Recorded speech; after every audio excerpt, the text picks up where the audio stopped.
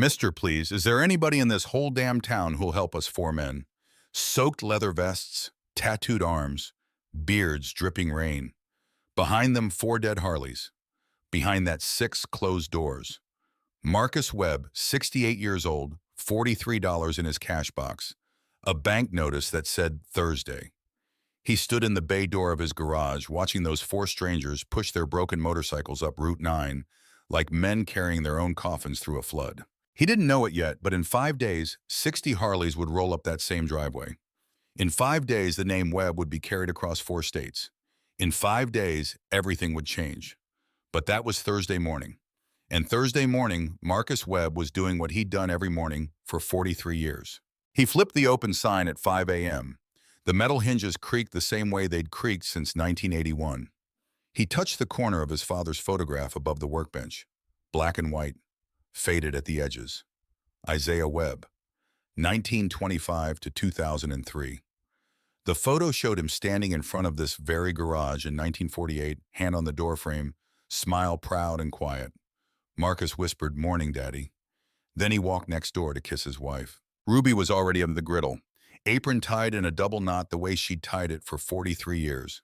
Coffee on, the smell of biscuits and bacon drifting out into the gray Ohio morning.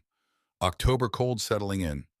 The kind of cold that gets into your bones and reminds you winter's coming, whether you're ready or not. Morning, sugar? Morning, baby. Sleep all right. Mm-hmm. Roof leaked again. I know. Heard the bucket.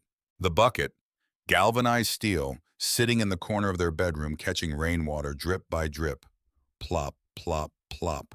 All night long. Ruby had learned to sleep through it. Marcus hadn't. She handed him a mug without looking up. 43 years. They didn't need to look anymore. Her hand knew exactly where his would be. His hand knew exactly how she'd pour.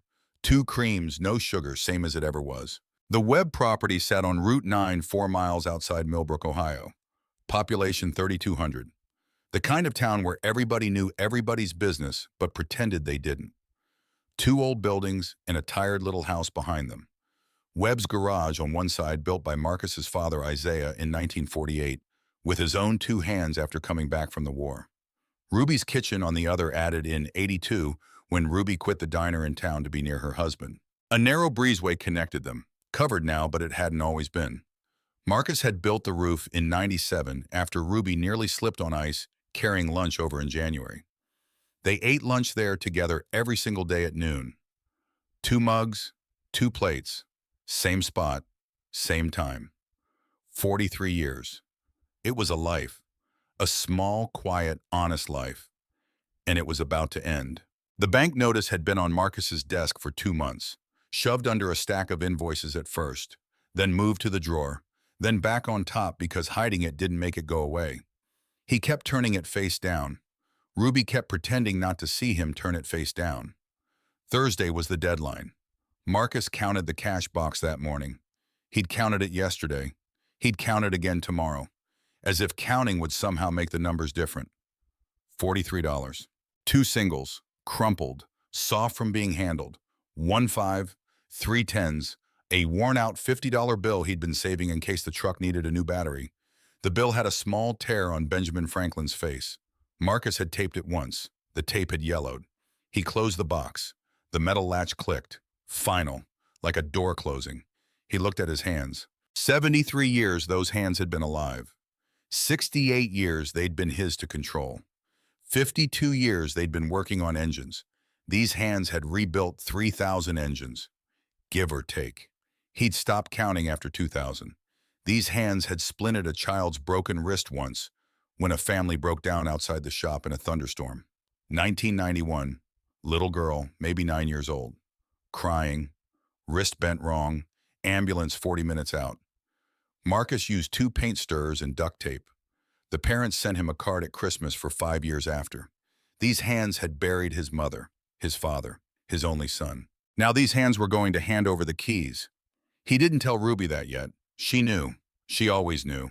But neither of them was ready to say it out loud.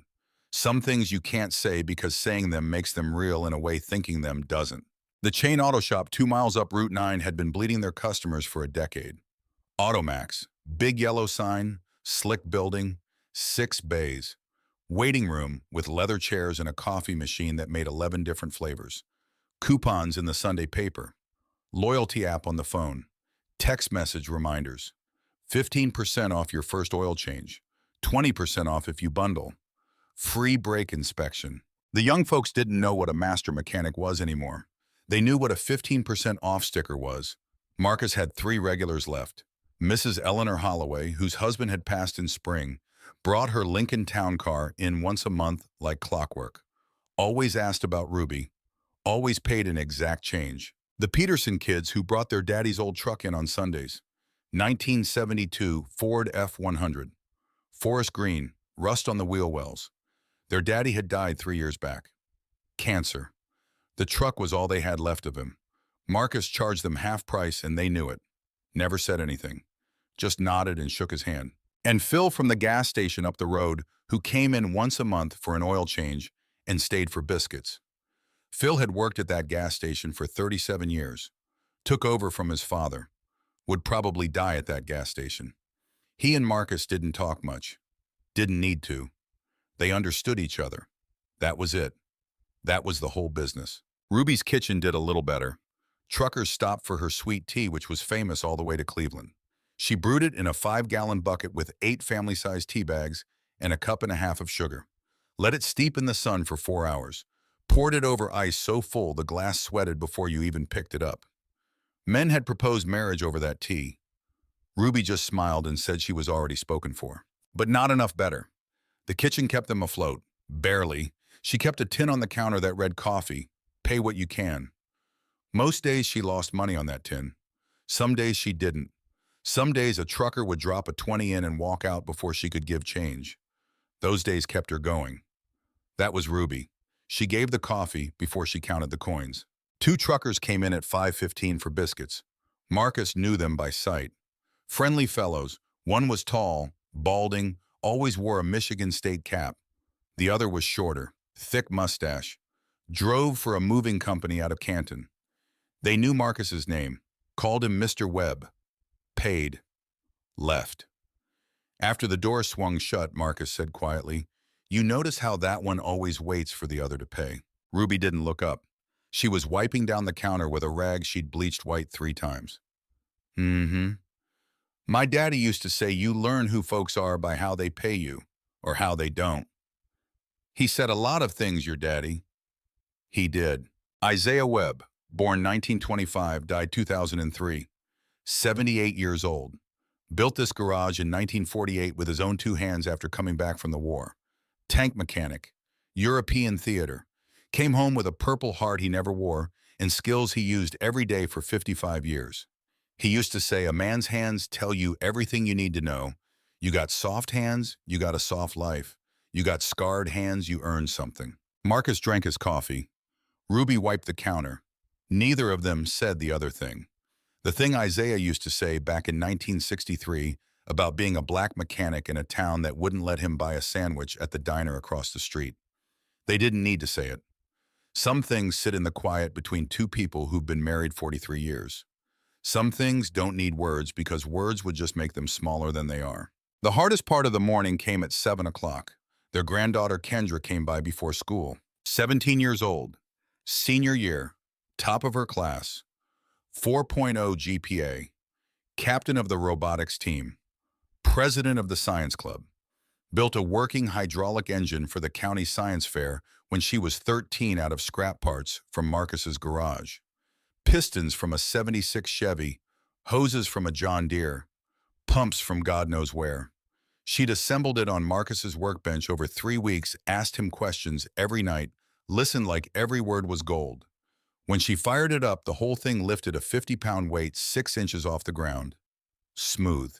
No hesitation. The judges had stared. One of them, a man from Case Western, had said, "This girl is MIT material." Marcus had stood at the back of the gymnasium and cried. A week ago, the letter had come. Purdue University, College of Engineering, admitted, full letter, thick envelope, the kind that means yes before you even open it. She'd run down Route 9 holding that letter like it was a baby bird. Legs pumping, backpack bouncing, braids flying, 17 years old and the whole world ahead of her. She'd burst into the garage at 4:30 in the afternoon, out of breath, face shining, and shoved the letter at Marcus without saying a word, just grinning. Marcus had read it twice, hands shaking. Then he'd set it down on the workbench, grease still on his fingers, and cried right there. Ruby had come running from the kitchen. "What's wrong? What happened?" "Nothing's wrong," Marcus said. "Everything's right." The tuition was $41,000 a year. They had $43 in the cash box and a bank notice that said Thursday. Kendra didn't know about the notice. Ruby had made it clear. "She won't hear it from me, baby. Not till after she signs whatever she needs to sign. She's going to fight for it. Let her fight for it. But she don't need to know we can't help." So that morning, Kendra sat at the counter eating a biscuit, talking about thermodynamics, and Marcus sat across from her, smiling hand on his coffee mug, the lie of the morning weighing 40 pounds in his chest. So basically, Kendra was saying, mouth half full of biscuit, the second law says entropy always increases, right? But that's only in a closed system. If you add energy from outside, you can decrease entropy locally. That's how refrigerators work. That's how life works. We're just local pockets of order in a universe that's falling apart. Marcus nodded. That right? Yeah, it's kind of beautiful when you think about it. Like we're not fighting the universe, we're just borrowing time. Ruby slid another biscuit onto Kendra's plate. "You eat, baby. You can fight the universe after breakfast." Kendra grinned, took another bite, kept talking. Marcus watched her. This girl, his son's daughter, his boy who died 5 years ago at 34. Heart attack, no warning, just gone. Michael Webb, good kid, worked construction, coached Little League, married his high school sweetheart, had a daughter. Then one Tuesday in April, he'd gone to work and collapsed on a job site in Akron. Dead before the ambulance arrived. Widow of Naxos, that's what the doctors called it. Sudden cardiac death, 34 years old. Left behind a 5-year-old daughter and a wife who couldn't handle the grief. The wife had tried. Marcus gave her that. She tried for 6 months, but the weight of it crushed her. One morning in October, 6 months after Michael died, she'd shown up at Marcus and Ruby's door with Kendra and a garbage bag of clothes and a note that said, "I can't, I'm sorry." Then she'd left, just gone, drove off in a Nissan Sentra with a cracked windshield, and they'd never seen her again. Sent divorce papers a year later from Nevada. Signed them. That was it. Marcus had made a promise that day, standing over his son's grave, hand on Kendra's small shoulder. 5 years old, barely understood what death meant, kept asking when Daddy was coming home. Marcus had said it out loud to the dirt to God to whoever was listening. "I'll take care of her. She'll go to college. I swear it." Now he couldn't keep it. Ruby watched him from the griddle. Their eyes met once. She just shook her head slow. "Don't, baby, not yet." He nodded, bit his biscuit, kept smiling, tasted like sawdust. That was Thursday. By Saturday afternoon, the rain would start. By Saturday evening, 4 soaked strangers would be standing in his driveway. And by Sunday morning, the whole shape of their lives would begin to bend. Friday came and went. Marcus fixed a carburetor on a Honda Civic. $22. Ruby served lunch to 4 people. $38. They closed at 6. Sat in the breezeway with coffee. Didn't talk much. Went to bed at 9:30. The rain started Saturday at noon. Not Ohio rain. Not the kind that comes hard for 20 minutes and quits. Not the kind that waters the garden and fills the bird bath and you're grateful for. This was the other kind.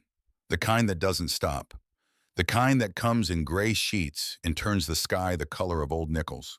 The kind that fills the ditches by 2 o'clock and turns the low spots on Route 9 into rivers by 3. By 4 o'clock, the tornado watch was running on the radio every 15 minutes.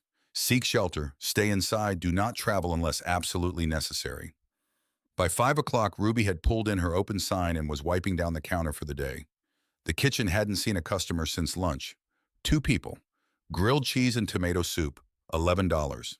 Marcus stood in the bay door watching the rain come sideways across the lot.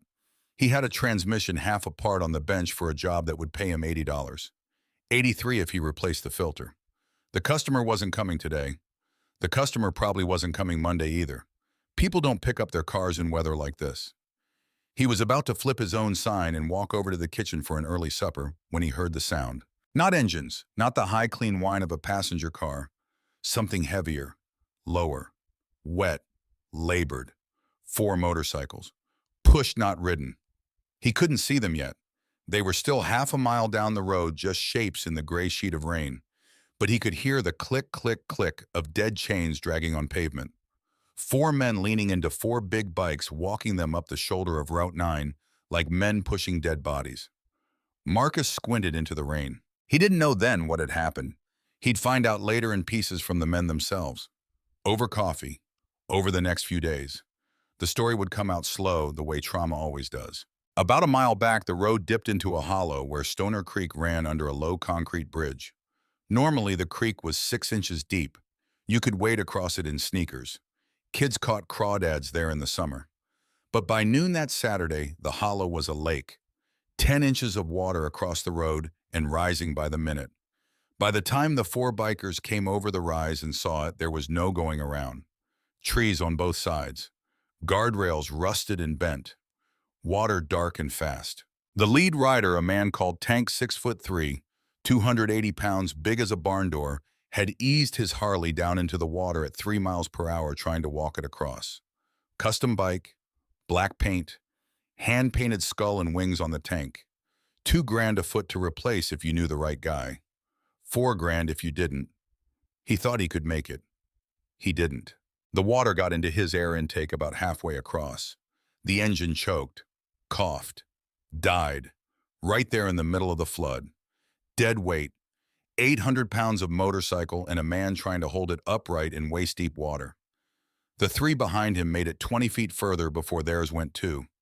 1, 2, 3, like a string of firecrackers stalling out in the rain. 4 dead Harleys. 4 big men standing in waist-deep water in October in Ohio in a storm. It took them an hour to push the bikes out of the hollow and onto dry road. Water in their boots, water in their lungs, fingers numb. Tank coughing so hard he couldn't stand straight. Then they started knocking on doors.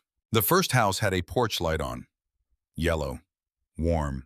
You could see a television flickering through the curtains. Blue light looked like a football game.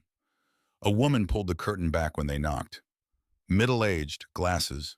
Looked at them for 3 seconds. 4 men. Soaked. Beards, tattoos, leather vest with patches. She shut the curtain. They knocked twice more. No answer. The porch light went off. The second house. An old widow named Eleanor Holloway. They didn't know her name then, but Marcus would find out later. She'd been one of his regulars. Brought her Lincoln Town car in once a month. Always asked about Ruby. That Saturday, she saw them through the glass of her front door. 4 shapes. Big, wet, bearded. She turned the porch light off while they were still walking up the driveway. Locked the deadbolt. Stood in her kitchen with her hand over her mouth until they left. The third house, an old farmer named Thompson. 82 years old. Lived alone since his wife died in 2009. Heard the knock. Opened the door 3 inches. Chain still on. Saw the men. Saw the bikes. Saw the vests. Said, "You boys keep moving," and shut the door. They heard him lock it. Heard him walk away. Heard a shotgun rack. They left. The fourth was a small auto repair shop. Not Webb's, the other one, the new one. Opened 2 years ago by a man from Columbus who thought small-town folks would appreciate fast service and competitive prices. The kind where Tank was sure a fellow mechanic would help. The owner was in the bay working on a Dodge. They could see him through the glass.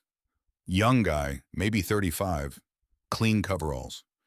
They knocked on the glass. He looked up, looked at them, looked at the bikes, looked at the patches on their vests, walked over to the front door slow and turned the closed sign around, locked the deadbolt, went back to the Dodge. It wasn't even 2:30 in the afternoon. The fifth was a gas station. Phil's station, as it turned out, though they didn't know it then. Garrett, the one they called Reaper, went inside alone. Figured the others looked too scary in a group. Tall guy, 52 years old, face like a granite quarry. Spent 20 years in construction before his back gave out. Walked with a limp now. He asked the kid behind the counter for a tow. Explained the situation. Bikes flooded. Just needed a tow to the nearest shop. Could pay cash. The kid, maybe 19, skinny, acne scars, looked at him and said, "Tow truck's broken." "You got a phone I can use." "Phone's broken too." "What about the air pump? Can we at least dry out the bikes?" "Air pump's broken." Garrett just stared at him. Then while Garrett stood there dripping on the linoleum, a Ford F-150 pulled up outside. Extended cab, clean. The kid hopped out from behind the counter, grabbed a squeegee, and went outside. Filled the tank, washed the windshield, chatted with the driver, took the cash, came back inside. Garrett said, "I thought everything was broken." The kid shrugged. "Guess it's working now." Garrett left. The sixth was the worst. A nice ranch-style house with a swing set out back, flower beds, a minivan in the driveway. They knocked. A woman opened it 3 inches, chain still on, blonde, mid-30s. They could hear kids inside, cartoons on TV. Fletcher the medic, the calm one, the one with steady hands and 2 tours in Iraq under his belt, started to explain. "Ma'am, we're not here to cause trouble. Our bikes broke down about a mile back. We're just looking for—" She slammed the door. 2 minutes later, they heard her on the phone through the open kitchen window. "There's 4 of them. Big men, tattoos, motorcycles. I'm scared, officer. My kids are here. Please hurry." The sheriff's deputy came out 15 minutes later. Young guy, professional, respectful even. Checked all 4 IDs. Ran them on the radio in his cruiser. Came back. "You're all clear. No warrants, no record." Because there was nothing to find. These 4 men were a welder, a long-haul trucker, a contractor, and a medic. Clean records. Taxes paid. Veterans. 3 of them voted in every election. But the deputy looked at them and said, "Boys, I'm going to be straight with you. This isn't a friendly stretch for folks who look like you. People see the vests, the bikes, the ink, they make assumptions. Right or wrong, that's how it is. My advice, keep pushing. Next town over might be more understanding." So they pushed. They pushed those bikes another 2 miles in the rain, soaked through, shivering, hungry, blistered, Tank coughing and going gray in the face. His lips were turning blue. Fletcher kept checking his pulse. Too fast, then too slow, erratic, until they came around a long bend and saw a sign through the rain. Webb's Garage, Ruby's Kitchen, established 1948. A warm yellow light in the window. Tank 6'3", 280 pounds of beard down to his chest. A tattoo of his daughter's name across his throat, leaned on the handlebars of his dead bike. Looked at his 3 brothers. Coughed once hard. Blood in his mouth. He spit it into the rain. "Last try, fellas," he rasped. "If they say no, I'm done." Marcus watched them come up the driveway and didn't move. 4 big men, soaked, leather vests black with rain, walking dead bikes one slow step at a time. The lead one, the big one, was leaning on his handlebars like he couldn't stand up on his own anymore. The other 3 kept looking at him, worried, scared even. For 1 full second, Marcus didn't move. He saw the patches, big letters, Iron Brotherhood MC, Columbus chapter. He saw the beards, saw the tattoos crawling up the necks of 2 of them, saw the size of them, saw the rain pouring off them like they'd been pulled from a river. He heard in his own head every voice in town that had ever whispered about those types. Bikers, troublemakers, drug dealers probably, criminals definitely. Don't make eye contact, don't engage, call the cops. He thought about the bank notice on his desk. He thought about what the regulars would say if they drove by and saw 4 bikers in his lot. Thought about Mrs. Holloway, the Peterson kids, Phil. Would they keep coming? Would they trust him? He thought about Kendra, about $41,000 a year, about $43 in a cash box. For 1 full second, Marcus Webb, 68 years old, stood in that bay door and felt the weight of everything he was about to lose, pressed down on his shoulders like a man drowning. Then he saw the lead man's eyes, not the patches, not the beard, not the tattoos, the eyes, desperate, pleading, fading. And in those eyes, Marcus saw his son Michael, who had died 5 years ago at 34. Heart attack. No warning, just gone. Left behind a 5-year-old daughter who Marcus had promised to take care of. His son, who used to sit on a milk crate in this very garage when he was 7 years old, handing Marcus tools, asking questions. His son, who'd grown up and moved away and started a family and died too young. The lead man coughed again, stumbled, started to go down.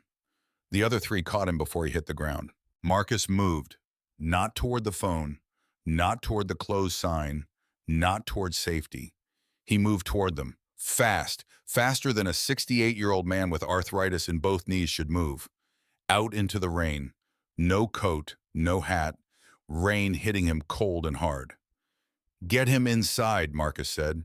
His voice came out like a parade ground sergeant. Sharp, clear, no room for argument. "Now!" The three men looked up startled, rain pouring off their faces, not sure they'd heard right. "Sir, we just need—" "I said now. He's going into shock. Get him inside before he codes. Move." Ruby appeared in the doorway behind him, dish towel still in her hands. She took one look at the four men, took one look at Marcus, already moving toward them. Didn't hesitate. "Bring them in, Marcus." "Ruby, there. I see what they are. Bring them in." That was that. Marcus grabbed his coat off the hook inside the bay door and walked out into the rain. The four men stood at the edge of the lot like they were afraid to come any closer without permission, like they'd been turned away so many times they didn't trust yes, even when they heard it. "Park the bikes under the overhang," Marcus called, rain running into his eyes. "Out of the wet, then get inside." The big one, Tank, tried to say thank you and started coughing instead. The coughing didn't stop. Deep, wet, the kind that sounds like drowning. The other three got under him before he went down, one under each arm, one behind pushing, moving him toward the building. Marcus moved fast, got Tank's other arm over his shoulder, felt the weight of him, felt him shaking, felt the heat coming off him even through the wet clothes. Fever, high. They walked him toward the kitchen door. Ruby already had it open. Already had the wood stove going in the back room. Already had quilts out. "What's your name, brother?" Marcus said. "D. Dalton. They call me Tank." "Okay, Dalton. We're going to get you inside. You warm. You got a heart condition." "Yes, sir, from the Army. Pills are in my saddlebag." "What kind beta blocker?" "Yes, sir. And N-nitroglycerin, in case he went into cardiac arrest." Marcus knew what that meant. Marcus looked over his shoulder at the one with the medic patch on his vest. Tall, 40-something, calm eyes, steady hands, even in the rain. "Son, get his pills. Now. Both bottles." "Yes, sir." The medic Fletcher was already moving. Back to the bikes, rummaging through the saddlebags. Found them. Came running. Inside the kitchen, Ruby had already cleared the back room. The wood stove was roaring. She'd pulled the quilts down off the shelf. 3 of them. Heavy. The kind she'd sewn herself over winters. The kind that held heat. She walked straight up to Tank, put one small hand on his cheek, looked him in the eyes. "Oh, baby, you're freezing. Sit down before you fall down." Tank, 6'3", 280 pounds of welder, construction worker, former soldier, sat down like a child. She had his vest off in 30 seconds, folded it carefully across the back of the chair the way you'd handle a man's uniform. Then his soaked t-shirt, peeled it off. His chest was massive, tattoos covering both shoulders, a daughter's name across his collarbone. Lily, 7 years old. Wrapped him in a quilt she'd sewn the winter their granddaughter was born, tucked it around his shoulders, around his back. "Where are those pills?" "Coming, ma'am," Fletcher said already at the door. He handed them to Ruby. She read the labels. Metoprolol, 25 milligrams. Nitroglycerin, 0.4 milligrams. She got the metoprolol into him first. 1 pill, sips of warm water. Not hot. Warm. Hot would make him vomit. Then she waited. Checked his pulse. 2 fingers to his neck. Counted. Too fast. 140, way too fast. She sponged his forehead with a clean rag. Cold water. Wrung it out. Did it again. Put 2 fingers back to his neck. 130. Better. Still too fast. But better. "Marcus? I see it. He's running hot. Got a fever coming. 102 at least. Maybe higher. Ambulance on the way." Called them. Bridge is underwater. They can't get through till it drains, at least 2 hours, maybe 3. Ruby didn't ask who he was. She didn't ask what club. She didn't ask if he was dangerous. She talked to him like he was her son. Dalton, baby, you got a wife at home. Yes, ma'am, Evelyn. And you got kids. A daughter, Lily, she's 7. Lily, pretty name. You're going to see her all right. You hold on to that. You picture her face right now. You think about what she looks like when she smiles. You hold on to that. Tank's eyes filled up. He nodded. Couldn't speak, just nodded. Out in the main kitchen, the other 3 were dripping all over Ruby's floor. 6'4" Silas with the neck tattoo. Garrett, 52, face like a granite quarry. Fletcher, the medic, who'd already gotten the pills in and was now standing there shivering in his wet vest. Ruby took one look at the 3 of them. You, sit now. Silas sat. 6'4", 250 pounds tattoos up both arms, sat down at her counter like a scolded 8-year-old. You're soaked. You're scared for your friend. You can't help him better than I can. So you're going to eat, and then you're going to sit there and let me work. You understand me? Yes, ma'am, Silas said quietly. She slammed 3 plates down. Fried chicken left from lunch, cold but she'd heat it. Biscuits, gravy, sweet tea poured from a sweating glass pitcher. Silas bit into a biscuit. His hand was shaking. He bit it again. His jaw started to wobble. He put the biscuit down, wiped his enormous face with the back of an enormous hand, covered in scars, knuckles thick from being broken and healed wrong. Ma'am, I'm sorry, we haven't. Eat your biscuit, son. Made it this morning, still good. He ate it, tears running down into his beard the whole time. Didn't even try to hide it. Just cried and ate and didn't say a word. Garrett hadn't said a word since they walked in. He was watching Ruby work, watching the way she moved, watching the way she touched Tank's shoulder every time she walked past him, the way she checked his pulse, the way she talked to him. Baby, honey, you're going to be okay. Finally, Garrett said low, 5 doors said no to us today, ma'am. Ruby didn't look up from the soup pot. She was heating up chicken noodle, the kind she made from scratch every Sunday. Folks see what they want to see. Ma'am, you didn't ask if we were dangerous. You're cold and you're hungry and your friend is dying. That's all I needed to know. Garrett's eyes went wet. He turned his face toward the window so the other 2 wouldn't see. They saw anyway. Nobody said anything.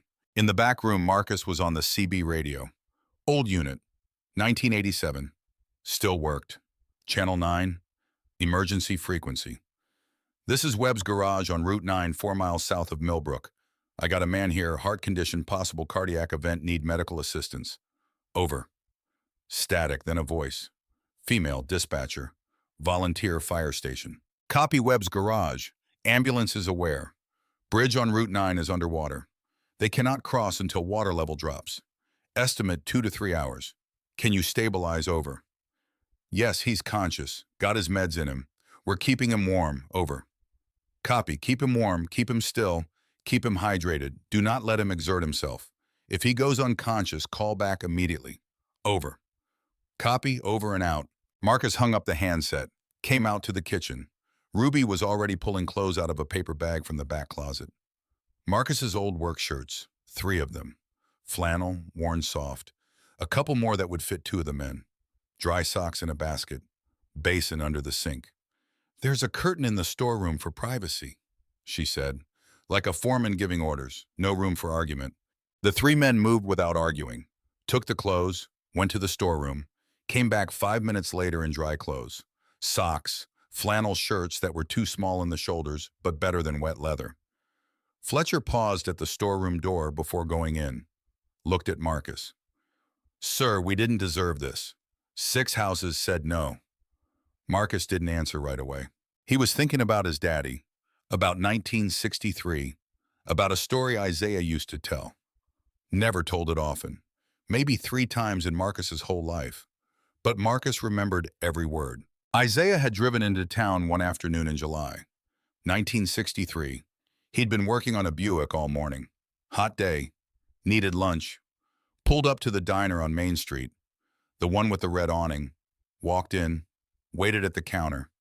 The waitress, a white woman, maybe 40, looked at him and said, We don't serve coloreds. Isaiah had nodded, said, I'm not asking you to serve me. I'm asking you to sell me a sandwich. She said, can't do it. Owner's rules. Isaiah looked around. The diner was half empty. Booth by the window was open. Two men in suits at the counter. Nobody said anything.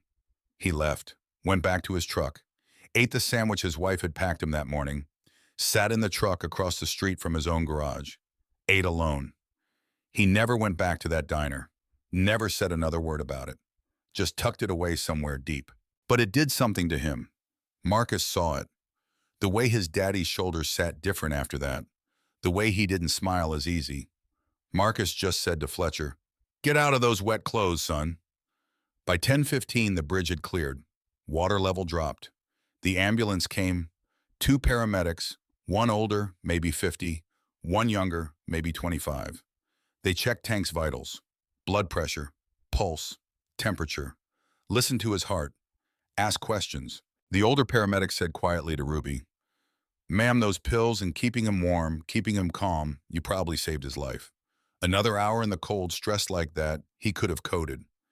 We'd be doing CPR right now." Ruby just nodded. She squeezed Tank's hand at the doorway as they wheeled him out on the gurney. He held on. "Mrs. Webb." "Yeah, baby, what's your name, your full name? I need to remember." "Ruby Webb. That's my husband, Marcus." He repeated it 3 times under his breath as they loaded him into the ambulance. Like a prayer. Like a promise. Ruby Webb. Marcus Webb. Ruby Webb. Marcus Webb. Garrett pulled an envelope out of his vest. Thick. He opened it. Cash. 20s, 50s, hundreds. Counted it out on the counter. $2,000. Everything the 4 of them had on them. He pushed it across the counter. Ruby pushed it right back. "Honey, put that away. We helped because you needed it. Money's got nothing to do with it." Garrett's eyes filled up again. He didn't try to hide it this time.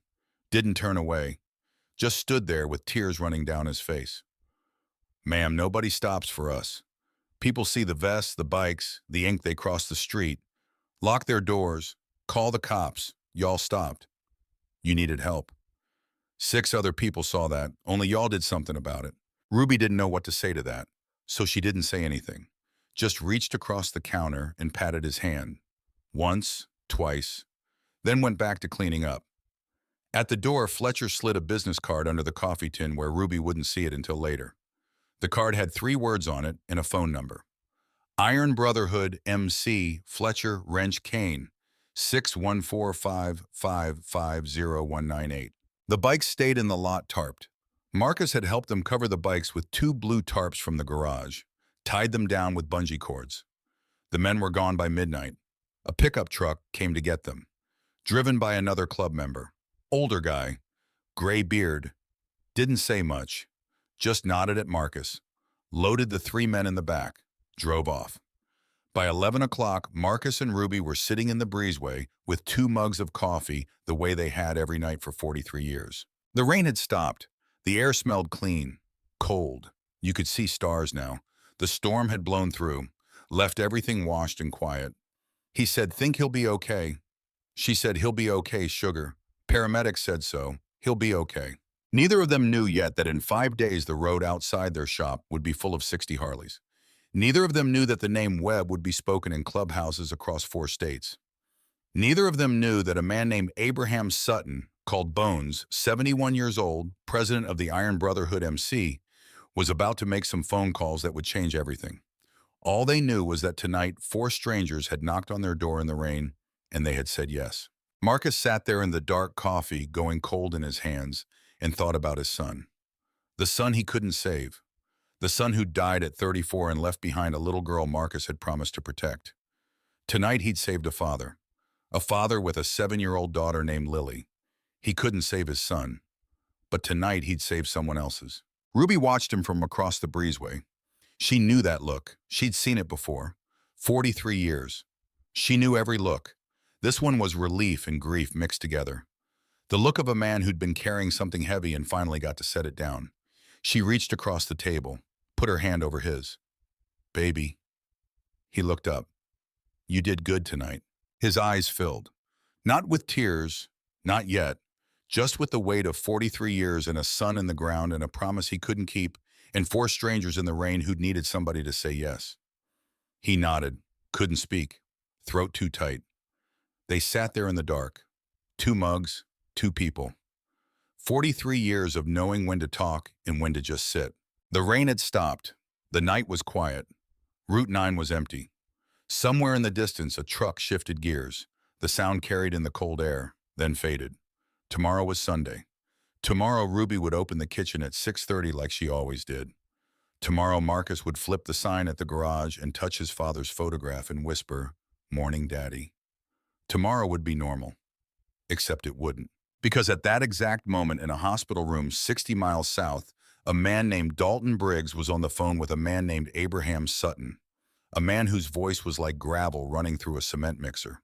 A man who'd founded the Iron Brotherhood MC in 1987 with 6 other veterans who couldn't find work and couldn't find peace and found each other instead. Tank told him the story. Slow, between breaths, the flood, the bikes, the 6 doors, the cops. The old man in the rain who didn't hesitate. The old woman with the biscuits who talked to him like he was her son. When he finished, Bones was quiet for a long time. Then he said 2 things. The first was, "God damn it, Dalton." The second was, "Don't move. Don't argue with the doctors. Let me make some calls." Then he hung up. By Sunday evening, 60 phones across 4 states would ring. By Monday morning, 60 men would start packing tools, loading trucks, calling in favors, clearing schedules. But Marcus and Ruby didn't know any of that yet. They thought it was over. They thought they'd helped 4 strangers and that would be the end of it. They'd done a good thing. They'd sleep well tonight. Tomorrow they'd wake up and the bank notice would still be on the desk and they'd still have $43 and Thursday would still be coming. They had no idea that the door they'd opened that night would never close again. Sunday morning came up gray and cold, but the rain had stopped. Marcus was out front by 6 o'clock surveying the damage. The storm had done what storms do. The gutter on the garage was hanging by 2 nails, crooked, dripping. More shingles missing off the kitchen roof. 3 of them. You could see the bare plywood underneath. Dark, water-stained. The front sign had tilted another inch toward the road. Webb's garage. The W was lower than the rest now, gave the whole thing a sad, defeated look. He stood there in his work coat with a cup of coffee and looked at it all and didn't feel much of anything. He felt something else instead. He kept thinking about Tank's eyes when he said, "Lily, she's 7. That look, the fear in it, the love under the fear, the desperation of a man who knows he might not see his daughter again and can't stand it. Marcus knew that look. He'd seen it in the mirror 5 years ago. Ruby opened the kitchen at 6:30 like every other Sunday for 43 years. 2 truckers came in for biscuits. One of them, a fellow named Raymond who drove for a feed company out of Akron, leaned an elbow on the counter and said, "Ruby, my buddy was driving past here last night around dark. Said he saw bikers at your place. Big fellows, tattoos, motorcycles. You all right?" Ruby wiped a coffee ring off the counter with a rag. Bleached white, folded in quarters. One of them was sick. Sick how? Sick enough. "Ruby, you be careful here. Folks like that, you don't know what they're into. Could be drugs, could be guns, could be..." "Raymond, you want another biscuit or no?" Raymond raised both hands. "Yes, ma'am." She refilled his coffee. Didn't say another word about it. Out in the garage, Marcus rolled Tank's wrecked Harley further into the bay and pulled the tarp off. Water dripped onto the concrete floor. The bike was a mess. Beautiful, even ruined. Custom black paint with a hand-painted skull and wings on the tank. The kind of work that takes hours. Days. The kind of work a man does because he loves the machine. The frame was straight. That was good. The fork was tweaked. Not terrible. Fixable. The engine was the question. Water in the intake. Water in the cylinders, probably. Maybe water in the oil. He wouldn't know until he tore it down. He laid a hand flat on the saddle without meaning to. Just rested it there. Felt the cold leather. The wet. He'd done that to 1,000 bikes in his life. Listening with his palm, his daddy used to say. Feeling for what was broken before you ever picked up a wrench. The kitchen phone rang at 7:15. Ruby picked it up. "Ruby's kitchen." "Mrs. Webb." "Yes, baby." It's Fletcher from last night. I'm calling from the hospital. She set the rag down, turned away from the counter, walked into the storeroom where Raymond and the other trucker couldn't hear. How is he? He's going to be okay, ma'am. Cardiac team caught everything. Ran a full workup. EKG, blood work, chest x-ray. Said another 20 minutes without those meds, and the warmth keeping him calm, it could have gone bad. Real bad. He's stable now, awake. Asking about y'all. Ruby's eyes filled up. She turned her back to the door. Looked at the wall. Shelves full of canned goods. Tomatoes, green beans, peaches, blurred. You tell him we're glad. You tell him to rest. I will, ma'am. Pause. Ruby could hear hospital sounds in the background. Beeping, a voice on the intercom. And Mrs. Webb, something else. Some folks might come by your place over the next few days. Just don't be scared. What folks? Brothers, ma'am. Just brothers. Y'all did something last night. The kind of thing that doesn't stay quiet. Not in our world. Word gets around. When somebody helps one of us, really helps, not just people remember. People want to say thank you. She didn't know what that meant. Didn't know what to say, so she just said, okay. Don't be scared. They look rough, most of them. But they're good people. They just want to say thank you. Okay? Thank you again, Mrs. Webb, for everything. She hung up, stood there for a minute, then she walked out into the kitchen. Marcus was coming through the door from the garage side, grease on his hands. Their eyes met. Ruby, he's all right, baby. Cardiac team said so. He's stable. Praise God. She didn't tell him the rest yet. The part about brothers coming by. She wasn't sure what it meant. She tucked it in her apron pocket along with the business card Fletcher had slipped under the coffee tin the night before. The card had 3 words on it. Iron Brotherhood MC and a phone number. She didn't know what an Iron Brotherhood MC was. Motorcycle club, obviously. But what did that mean? Were they a gang? Were they dangerous? She'd heard stories, seen things on TV. Biker gangs, violence, drugs. But those 4 men last night hadn't seemed like that. They'd seemed scared, desperate, grateful. She'd find out soon enough. What they didn't know, what they couldn't know, was that at that same moment in a hospital room 60 miles south, Tank was on the phone again. This time with his wife Evelyn, telling her the story. Then with Bones again. More details, more names. Ruby Webb, Marcus Webb, Route 9, 4 miles south of Millbrook. And Bones, 71 years old, former Army Gulf War II Purple Hearts, a man who'd seen things and done things and carried weight most men couldn't imagine, was making calls. First call, Garrett. Reaper, get the boys together. Meeting tonight. My place, mandatory. Second call, Silas. Crash, spread the word. Emergency vote, something big. Third call, Tobias. Preacher. The oldest member. 74. The one who'd been there since the beginning. The one whose vote mattered most. I need you to hear something. Listen. By Sunday evening, 60 phones across 4 states would ring. By Monday morning, 60 men would start packing tools. But Marcus and Ruby didn't know any of that yet. They thought it was over. Monday morning, Ruby opened up at 5 o'clock like she always did. There was a box on her porch, plain brown cardboard, no tape, no label, no markings, just a box, sitting there on the weathered boards. She bent down, lifted the flap. Inside a roll of high-grade electrical tape. The good kind. 3M. 2 oil filters in original packaging. Wicks, the kind Marcus always used. A fresh tube of brake cleaner. A bag of clean shop rags. Red. Still in the plastic. About $50 worth of supplies. No note. No card. Nothing. She carried it inside. Set it on the counter. Stood there a minute looking at it. Then she went and got Marcus. Somebody left this on the porch. Marcus looked at it, picked up the electrical tape, turned it over in his hands, set it down, picked up one of the oil filters, the right size for a Chevy, or a Ford, or half the cars on the road. Who'd leave this? I don't know, baby. A customer, maybe. Somebody dropping off what they couldn't pay for last time. Maybe. But he didn't believe it, and neither did she. This wasn't a customer. This was something else. He went back to the garage, but she didn't put the box away. She left it sitting on the counter where she could see it. Looked at it 3 more times before lunch, 4 more times before dinner. Monday evening, 2 men she'd never seen pulled into the lot in a pickup. Ford F-250, clean, white. They came inside, polite, soft-spoken. No eye contact problems. Ordered 3 sandwiches and 2 coffees. Ham and Swiss, turkey and cheddar, roast beef. Asked her how long the kitchen had been there. Since '82.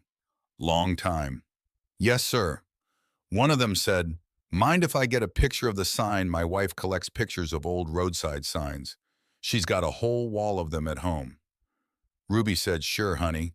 He pulled out his phone, walked outside, took 2 photos, came back in, thanked her.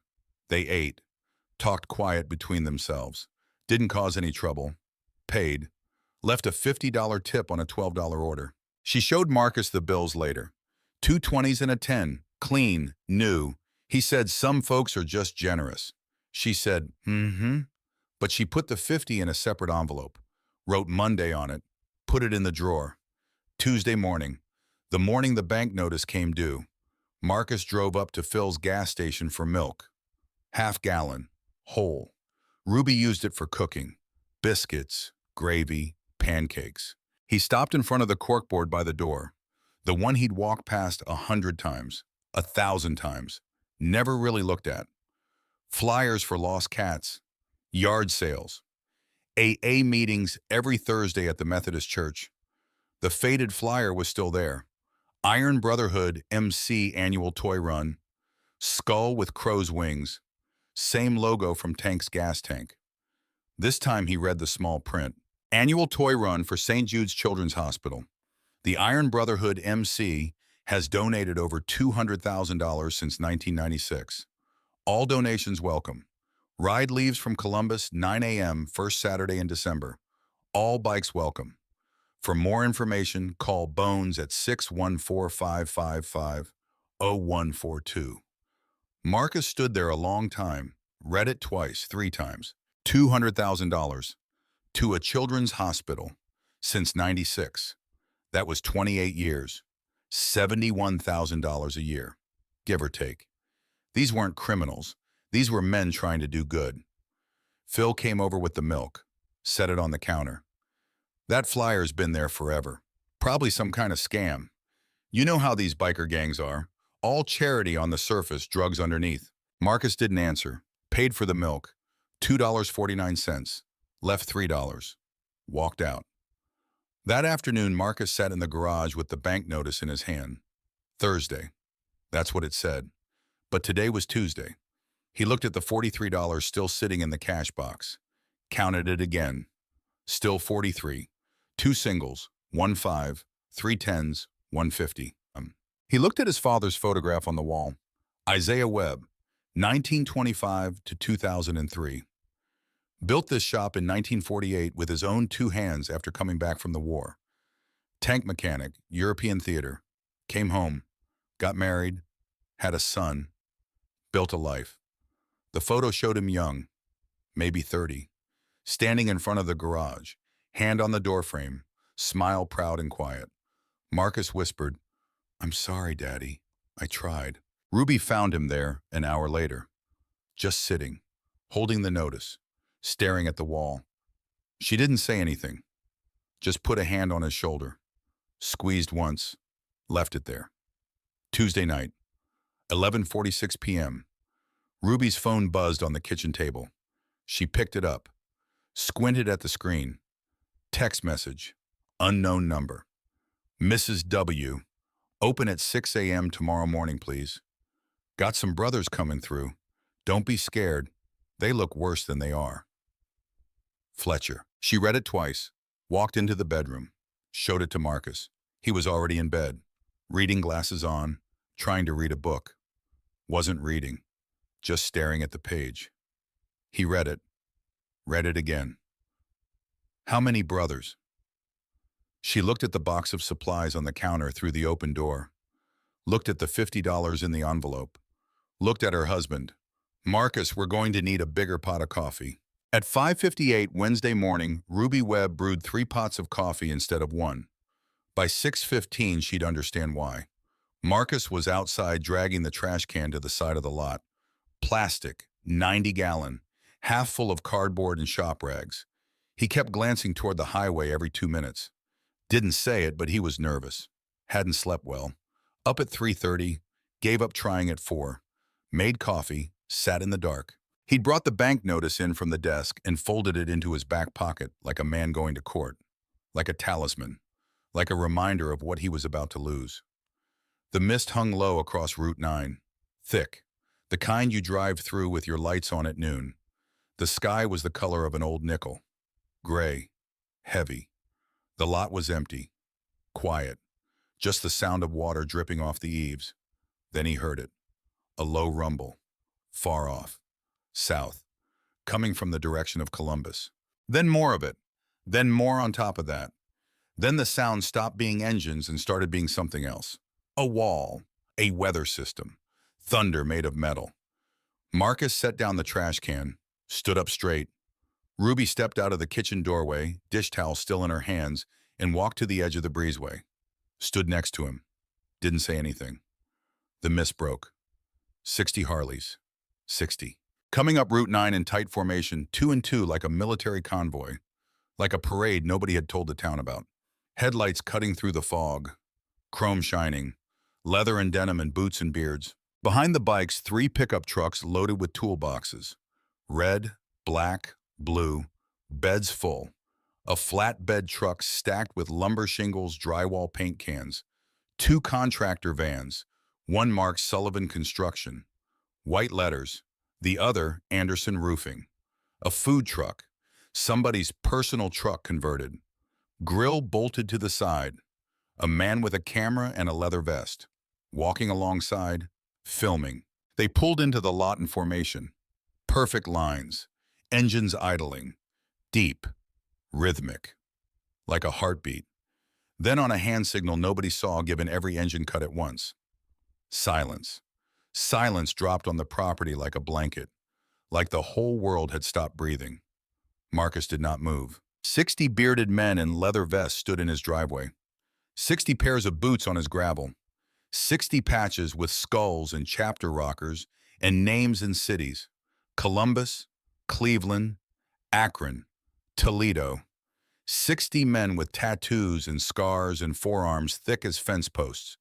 Every single thing Millbrook had ever whispered about those people was standing in his lot at 6 o'clock in the morning. The lead rider swung off his Harley. Slow, deliberate, bald, silver beard down to his sternum. Dark sunglasses on even though the sun wasn't up yet. The P-rocker on the back of his cut. President.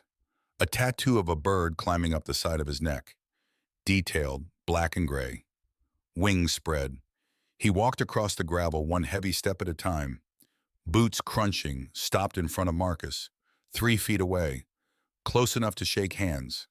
Close enough to hit. He stuck out a hand the size of a Bible. Thick fingers, scarred knuckles. A tattoo across the knuckles. Hold fast. You, Marcus Webb. Marcus's throat was dry. He swallowed. Yes, sir. Abraham Sutton. They call me Bones. President Iron Brotherhood, MC Columbus Chapter. You the man pulled tank out of that storm Saturday. Marcus nodded. Yes, sir. Then shake my hand, brother, before I get emotional and embarrass the hell out of myself in front of 60 grown men. Marcus shook it. Bones's grip was iron. He held it 3 seconds longer than a handshake. 4 seconds. 5. Looked Marcus dead in the eyes. Then pulled back, coughed hard, turned his head, wiped his eyes quick. Damn allergies. He turned to the lot. His voice came out like a parade ground sergeant. Loud, clear, command. All right, y'all know why we're here. Tools out, mouths shut, work fast. We got till sundown and nobody scares Mrs. Webb's customers. Park your bikes around back. Take off your bandanas if she asks. Take off your cuts if she asks. We're guests here. Act like it. Anybody forgets that you answer to me. Clear. 60 voices. Clear. The whole convoy started moving like one organism. Tarps coming off the trucks, ladders going up, men grabbing toolboxes, hammers, drills, levels, chalk lines, moving with purpose. No wasted motion. Silas, 6'4", gently helping Tank out of the passenger seat of the lead pickup. Tank's leg in a walking cast. Black.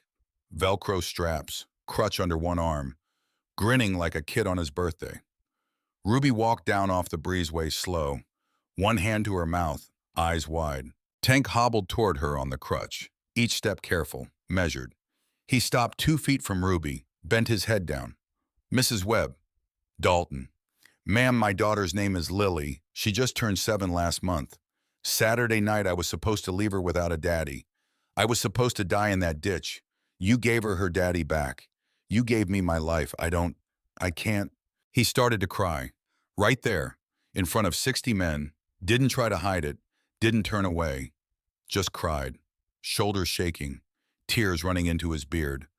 Ruby pulled the giant into her shoulder and held on, wrapped her arms around him as far as they'd go, held him, rocked him a little, like he was her son. He sobbed once into her apron. Hard, raw, the kind of cry that comes out of a man who has not let himself cry in a long, long time. The 60 men in the lot suddenly found their tools very interesting. Heads down, hands busy, nobody looking at Tank, giving him the dignity of grief. Bones stood next to Marcus watching, took the sunglasses off. His eyes were red, wet. "That's the toughest son I've ever known, Mr. Webb. 2 tours in Iraq, saw combat, killed men, watched friends die. Hasn't cried since his mama died in 2001, 23 years. Y'all broke him in the best way a man can be broken." Marcus couldn't speak. He just stared at his wife. 66 years old, 5'2", maybe 110 pounds, holding a 280-pound man like he weighed nothing. Bones cleared his throat. Rough, like gravel. "Look, I ain't gonna make a speech. Hate speeches. But my brother called me Sunday morning from a hospital bed. Told me what happened. Said 5 doors said no to him that day. 5. Said the cops came. Checked IDs. Told him to keep moving. Said 2 old folks on Route 9 took one look at 4 bikers in the rain and didn't even hesitate. Didn't ask questions. Didn't call the cops. Just said yes. Said y'all got nothing. Tank tried to give you $2,000. Said Mrs. Webb shoved it back across the counter like it was an insult." He paused, spoke quieter. "Mr. Webb, folks look at us. They see the patches and the beards and the bikes and they assume. They assume we deal drugs. They assume we beat our wives. They assume we're trash. Animals, criminals. 5 doors proved them right Saturday by leaving my brother to die in the rain. Y'all didn't assume. Y'all looked at 4 men and saw 4 men. Not vests, not patches, men, and y'all opened the goddamn door. Behind him, men were already on ladders, already tearing into the garage, pulling off rotted siding, nails screeching, wood cracking. Tank, leaning on his crutch beside Ruby, now found his voice. Still shaking, still crying a little. "Mr. Webb Garrett over there owns Sullivan Construction. He's donating the labor, all of it, and the materials, top to bottom, garage and kitchen, everything." Garrett stepped forward. Tall, face like a granite quarry, 50s, work boots, jeans. "Yes, sir, whatever you need." "Silas's daddy owns Anderson Roofing.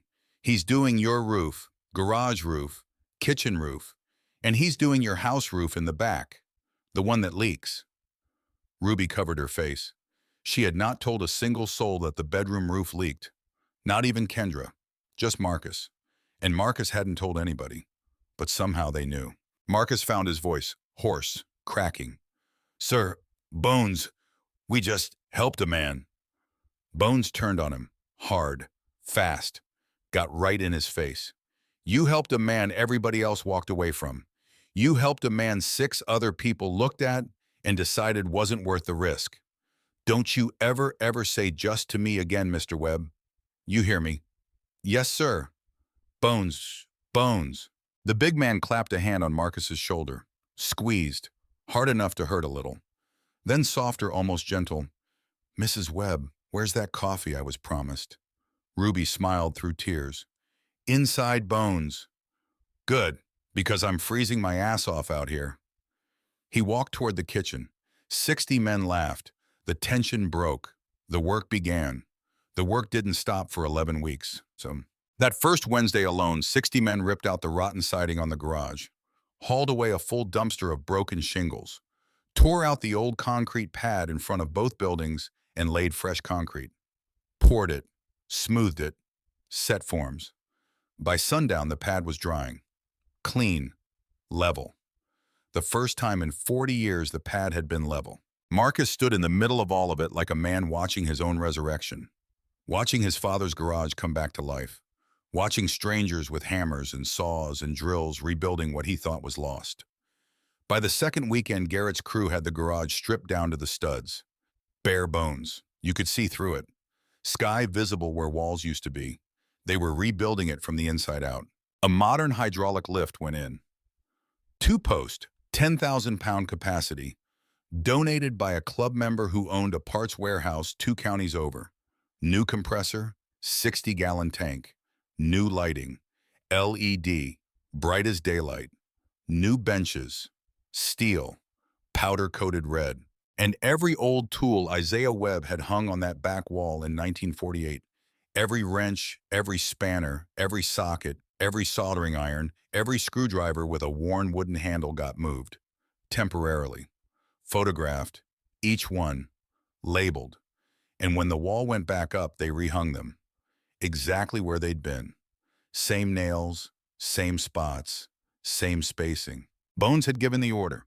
Nobody touches Daddy's wall. Mr. Webb tells you where every tool goes. You listen, you do it right. That wall is sacred. The kitchen got the same treatment. Stripped down, rebuilt. 6 new booths, red vinyl, chrome trim, a real coffee station, commercial grade, 3 burners, 2 glass pots, 1 for regular, 1 for decaf, a new griddle big enough to feed a small army, donated by a member who owned a restaurant supply company in Cleveland, stainless steel, 8 burners, a flat top you could cook 30 eggs on at once. The breezeway between the 2 buildings was rebuilt with a covered roof and outdoor seating. 4 tables, 8 chairs, string lights overhead. Ruby had once said years ago that she'd always wanted a little porch garden. Said it once, to Marcus, in passing, 1997. They'd been sitting outside on a summer evening and she'd said, "Wouldn't it be nice to have some flowers out here? Some roses maybe, something pretty." Marcus had said, "Maybe someday, baby." Someday never came. Until now. By week 6, there was a garden, 3 raised beds, cedar, stained, 2 rose bushes, pink, 1 white, a little wooden bench, painted green. Nobody told her she'd mentioned it once, 27 years ago. They just listened, remembered, built it. Outback Silas's daddy, a man named Roland 62, ran Anderson Roofing. For 38 years did the house in 2 days. Tore off the old shingles, replaced the rotted plywood, laid new felt paper, new shingles, architectural, lifetime warranty, fixed the leak, fixed 2 other leaks Ruby didn't even know were there. 3 plumbers from the club fixed every pipe in the house, kitchen sink, bathroom sink, shower, toilet, replaced the hot water heater. Old one was from 1989. New one was twice the size. 50-gallon tank. A window and glass member from Akron, a man named Dennis, replaced the bedroom window Ruby had patched with cardboard 6 winters ago. New window, double pane, vinyl, energy efficient. The cardboard came down, light came in. The buckets came up out of the bedroom floor. 3 of them, galvanized steel, full of rust stains. They'd sat there for 6 years, catching drips. Plop, plop, plop. Ruby cried when she saw them sitting by the curb, stacked, empty, waiting for trash day. She stood in the bedroom doorway and cried. Not sad, relieved, like a weight had lifted. 40 club members were working mechanics in their day jobs. Body shop owners, diesel guys, custom builders, transmission specialists, brake experts. They showed up on the second weekend in shifts and worked alongside Marcus on every car on his backlog list. Mrs. Holloway's transmission, Lincoln Town Car, 1998, slipping between second and third. They rebuilt it, 3 days, tested it, delivered it to her house, wouldn't let her pay, said it was taken care of. The Peterson kids' truck, 1972 Ford F100, needed new leaf springs, ball joints, shocks, U-joints. They did it all. Wouldn't let the kids pay, said their daddy had been a good man. This one's on the house. An old farmer's combine clutch that had been sitting in the lot for 3 months. Nobody wanted to touch it. Too big, too complicated, too much work. They tore into it, fixed it, delivered it. Farmer tried to pay. They refused. Said, consider it a thank you for keeping America fed. Marcus stood in the middle of all of it, teaching the younger members his daddy's old tricks. The things you don't learn in a book. The things you learn from watching a man work for 50 years. He had this way of feeling for a bad bearing through a screwdriver pressed against your ear, like a doctor with a stethoscope. Metal conducts sound. You listen for the grind, the whine, the click, click, click of a bearing going bad.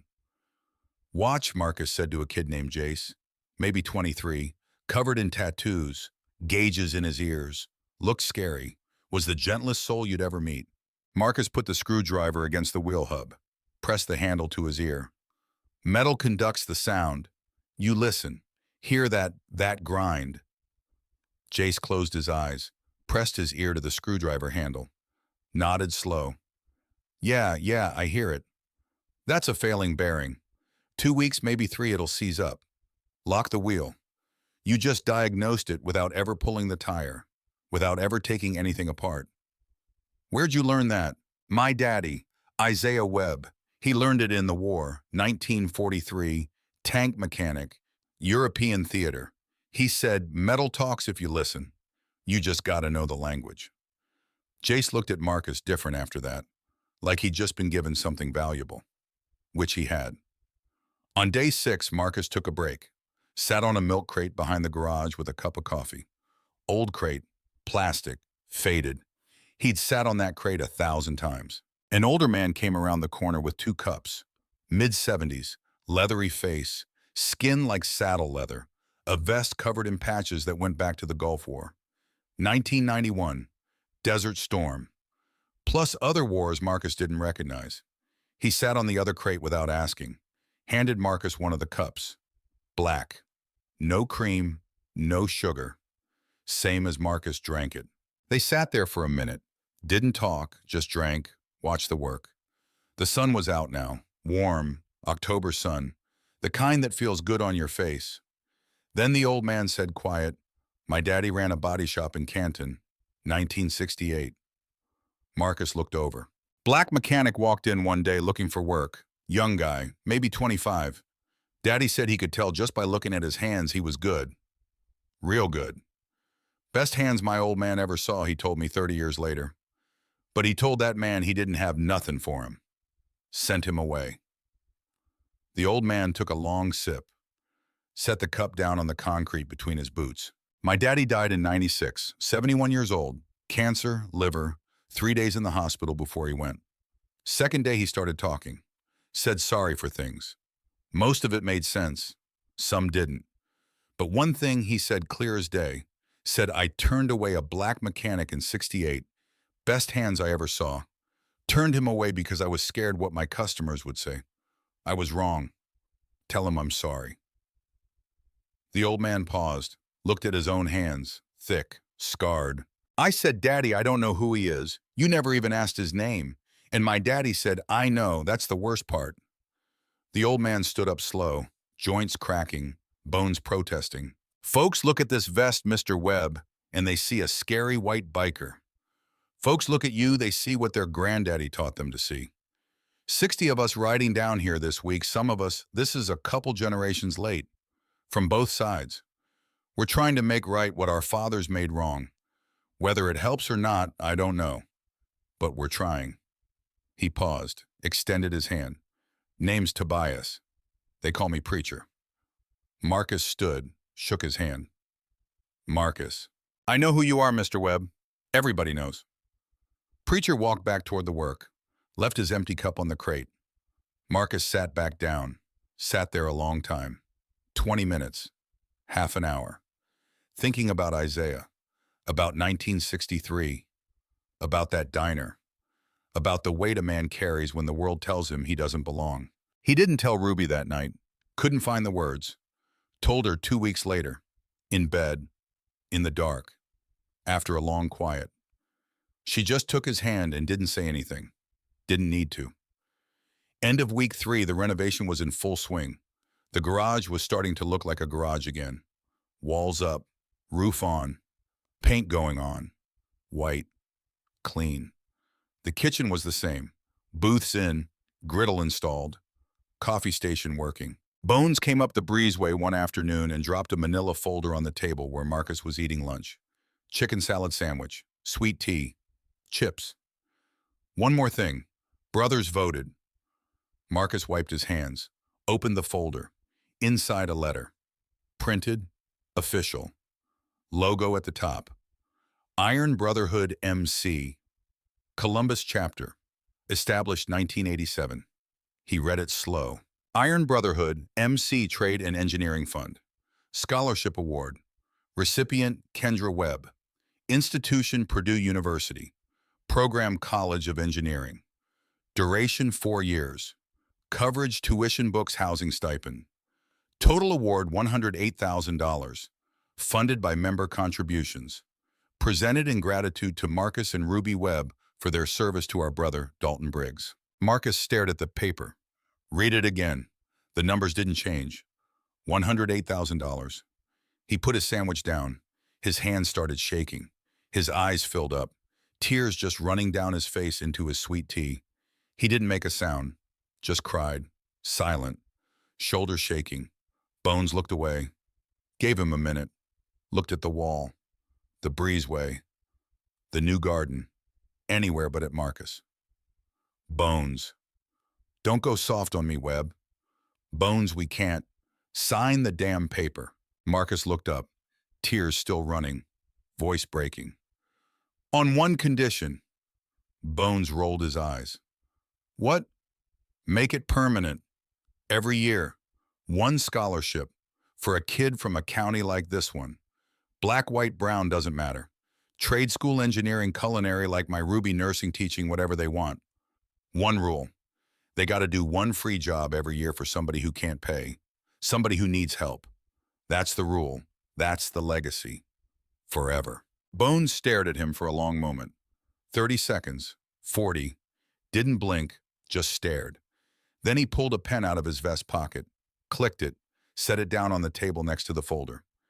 You're a pain in the ass, you know that. Yes, sir. Done. I'll bully the board into it Monday. Twist some arms, call in favors. It'll pass. Sign the paper.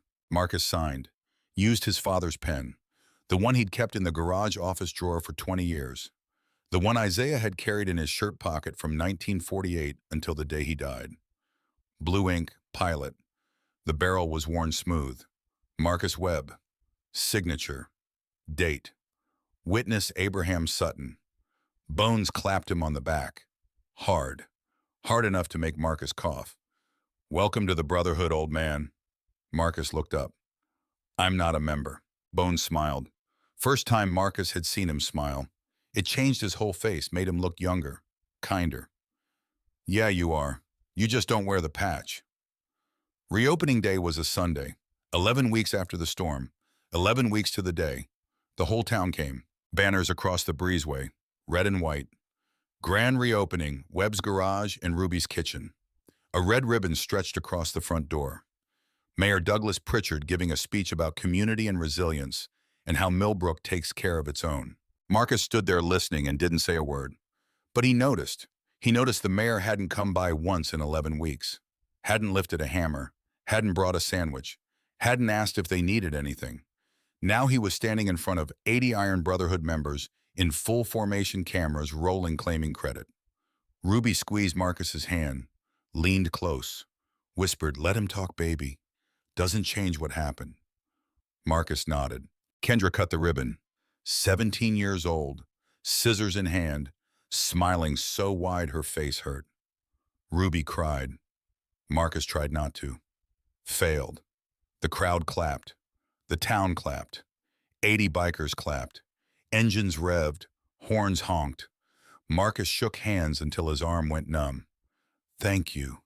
Thank you. God bless you. This is amazing. You deserve this. We're so happy for you. At the end of it, Tank hobbled up to Ruby holding a small frame photograph.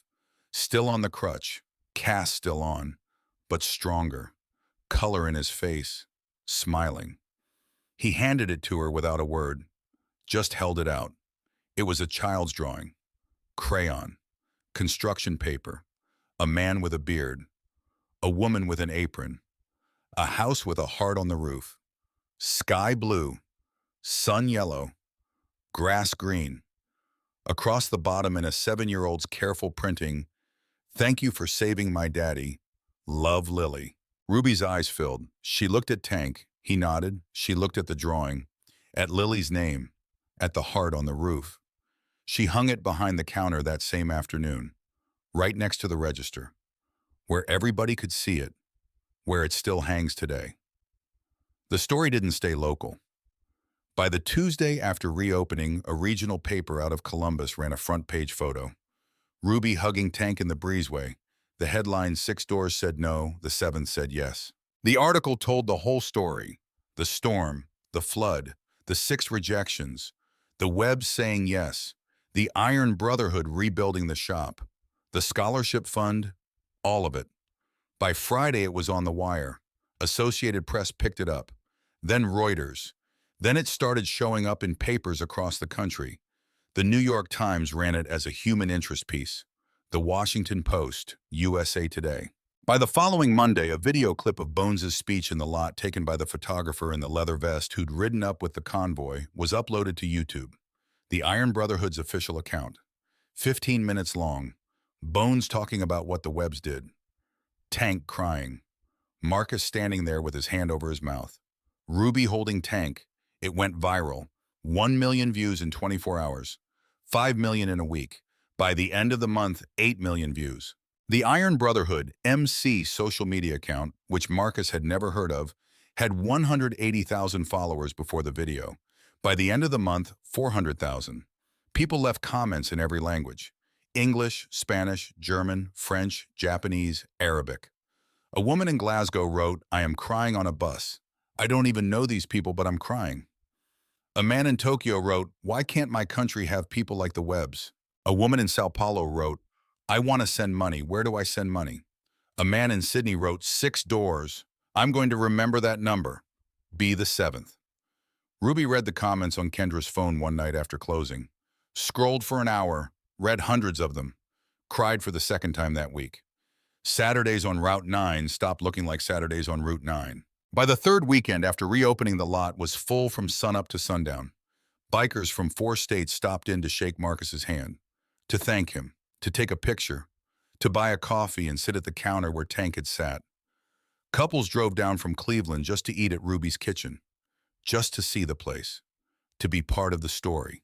Truckers rerouted their hauls through Millbrook, added an hour, 2 hours, didn't care, just wanted to stop, get a jar of Ruby's sweet tea, shake her hand, leave a big tip. By 6 months in, Marcus had a 4-week wait list for any major repair. 4 weeks. He'd never had a wait list in his life. He hired his first apprentice in 20 years, a young man named Malachi Rivers, 23 years old, black, drove down from 2 counties over after seeing the news, after watching the video, after reading the articles. Knocked on the bay door on a Tuesday morning and said, "Mr. Webb, I'd like to learn from you." Marcus looked at him, looked at his hands, young hands, strong, unscarred yet, saw himself 40 years ago. "You know I can't pay much." "I'm not here for pay, sir. I'm here to learn from a master. I'm here to learn the right way."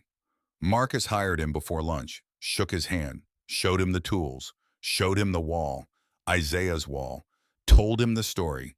"This wrench, that socket, this screwdriver, my daddy's hands touch these. Now yours will." Malachi cried a little, tried to hide it. Marcus pretended not to see. Ruby hired two single mothers from the trailer park down the road. Millbrook Estates wasn't estates, was a trailer park. 50 units, most of them falling apart. Cheyenne, 32, two kids, working two jobs before Ruby hired her. Gas station mornings, grocery store nights, sleeping 4 hours. Kids with her sister most of the time. Ruby paid her $15 an hour. Gave her lunch, sent her home every night with whatever was left in the warming trays. Meatloaf, chicken, biscuits, gravy. Cheyenne cried the first time, said she couldn't accept it. Ruby said, "Baby, I'm not asking." Within 3 months, Cheyenne moved out of her sister's spare room into a small apartment. 2 bedrooms. Not much, but hers. Kids had their own room. She had a kitchen, a bathroom that locked, a door with her name on the mailbox. Ruby went to the housewarming, brought a casserole, sat on the couch, drank sweet tea from a plastic cup, smiled the whole time. The town shifted. Slowly. But it shifted. The same regulars who'd whispered about those types 2 months ago now stopped in on Saturdays to look at the Harleys lined up in the lot, to take pictures, to talk to the bikers, to realize they were just men, just people. Mayor Pritchard showed up at a town council meeting and called the whole thing the Iron Brotherhood tourism boom. Proposed a town sign, Millbrook home of the seventh door. The council voted yes. The hardware store reopened. Hadn't been open in 3 years. Owner saw the traffic, saw the business. Reopened. Hired 2 people. The diner across the highway hired 3 new staff. Couldn't keep up with lunch rush anymore. Phil at the gas station took down the probably some kind of scam attitude he used to have when the toy run flyer came up. Put a donation jar on his counter. Collected $400 the first month. Sent it to St. Jude's himself. Up at Purdue, Kendra started her freshman year in the College of Engineering. She hung her great-grandfather Isaiah's old work apron on the wall of her dorm room. Canvas. Stained, faded. Smelled like oil and metal. Next to it, she pinned an Iron Brotherhood patch Tank had mailed her in a manila envelope with a handwritten note. Honorary member. Lifetime. You earned this. Love, Tank. She FaceTimed home every Sunday after church. Ruby always held the phone. Marcus always waved from behind a transmission. Kendra always asked what he was working on. He always told her, explained it, taught her from 60 miles away. A year after the storm, the first official Iron Brotherhood MC Trade and Engineering Scholarship was awarded. Ceremony at Ruby's kitchen. Packed house. Standing room only. News cameras. The recipient was a 19-year-old single mother named Zara Blackwell, studying diesel mechanics at the community college. 2 kids, working nights at a warehouse, barely making it. The scholarship covered tuition, books, childcare, gave her a stipend for rent. Marcus handed her the certificate, shook her hand, looked her in the eyes. One rule, you listening? Yes, sir. Every year you do 1 free job for somebody who can't pay, somebody who needs help. You fix their car, you teach them something, you pass it on. That's the rule. That's the legacy. You understand? Yes, sir. Good, now go make us proud. She did. 2 months later, a second scholarship went to an 18-year-old named Corinne Ashford. Wanted to be a chef. Culinary school in Cincinnati. Couldn't afford it. Family couldn't help. She'd given up. Then she heard about the scholarship. Applied. Won. Ruby handed her the certificate. Pulled her into a hug. Whispered, "You're going to do great things, baby." Corinne cried, nodded, couldn't speak. A bronze plaque went up by the front door of the garage. Bones had paid for it himself. Commissioned it, custom made. It read, "This place stayed open because 2 people answered the door when no one else would. The Iron Brotherhood MC with gratitude. Forever." Underneath a pair of hands, shaking, 1 black, 1 white, 1 old, 1 young. Brothers. Tobias, the man they called Preacher, drove down from Canton 1 Saturday a month. Every month, without fail. He'd buy an oil change he didn't need, buy a slice of pie he did, sit at the counter, drink coffee, talk to Ruby. He and Marcus would sit on the milk crates out back afterward, drink more coffee, watch the work, watch Malachi learning, watched the town changing. They never said much, didn't need to, just sat, nodded, understood. Ruby watched it from her counter and knew exactly what was being said in those nods. Forgiveness, healing, two old men from different worlds finding common ground in a shared past. Tank brought his daughter Lily down on weekends, almost every weekend, sometimes both days, sometimes just Sunday. She'd sit on a milk crate in the bay watching Marcus work, asking 1,000 questions. Why does that do that? What's this called? How does an engine work? Can I help? Can I try? Marcus answered every question, showed her everything, let her help, taught her to check oil, read tire pressure, identify tools, socket wrench, torque wrench, crescent wrench, flathead, Phillips. One Saturday, she was watching Marcus rebuild an engine. Pistons out, rods out, crank out, block bare. She said, "Granddaddy Webb, how come you know all this stuff?" Marcus didn't look up, kept working, hands moving automatic, muscle memory. "My daddy taught me, Isaiah Webb, and his daddy taught him, and his daddy before that. Now I'm teaching you." "But I'm a girl." Marcus stopped, set down the piston, looked at her, really looked. "Lily, you know what an engine does? Makes the car go." "That's right. And does an engine care if a man fixes it or a woman fixes it?" She thought about it, scrunched up her face. "No." "Then neither do I. You want to learn, I'll teach you, but you got to promise me something." "What?" "Someday, when you know all this, when you're grown and you got your own shop, or you're teaching somebody else, you teach them too. Man, woman doesn't matter. Black, white doesn't matter. You pass it on. That's the rule. That's how knowledge stays alive. You promise?" Lily nodded, serious, 7 years old and solemn as a judge. "I promise." "Good, now hand me that torque wrench." She handed it to him. "Right tool, first try." He smiled. Tank was standing in the doorway, listening. He didn't say anything, just wiped his eyes real quick and walked back to the kitchen.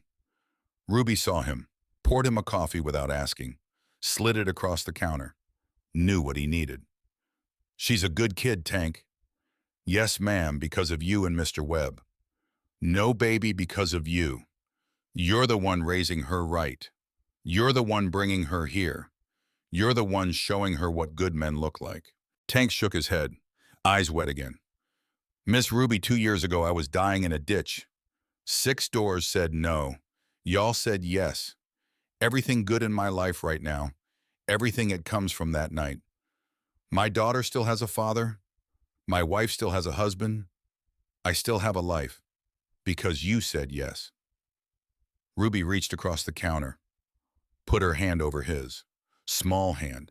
His was huge, scarred, covered hers completely.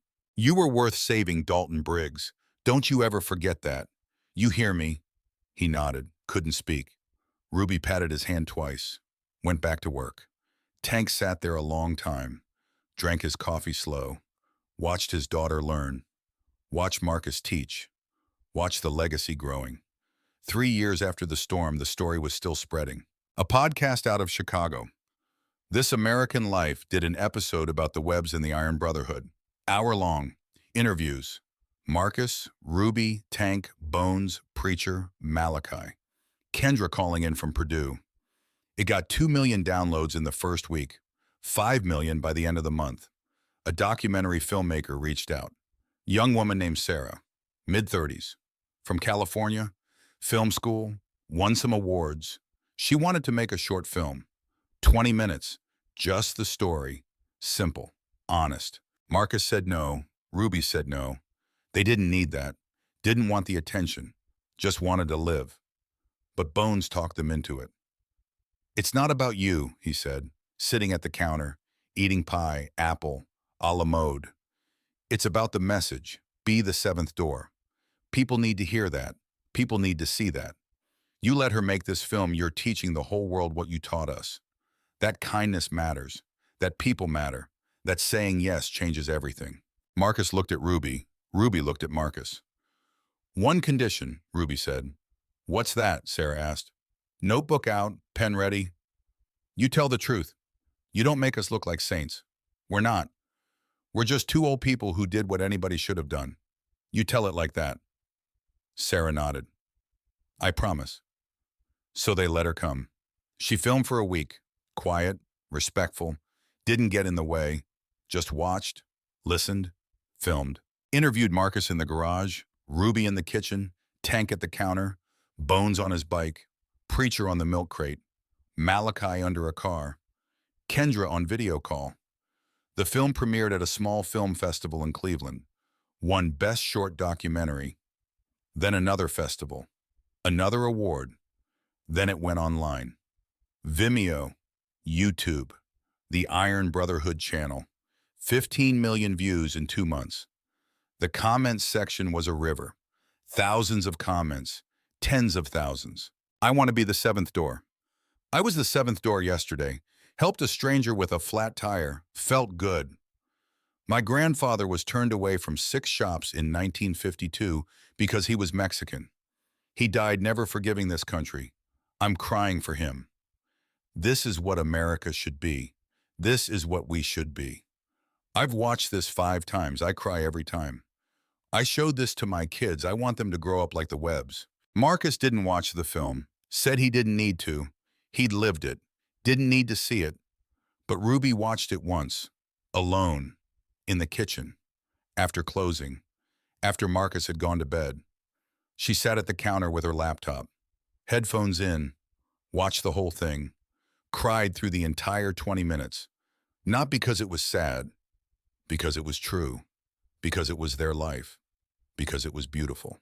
Kendra graduated from Purdue in the spring of her 4th year, top of her class, summa cum laude, degree in mechanical engineering, job offers from 3 companies, Ford, GM, Tesla.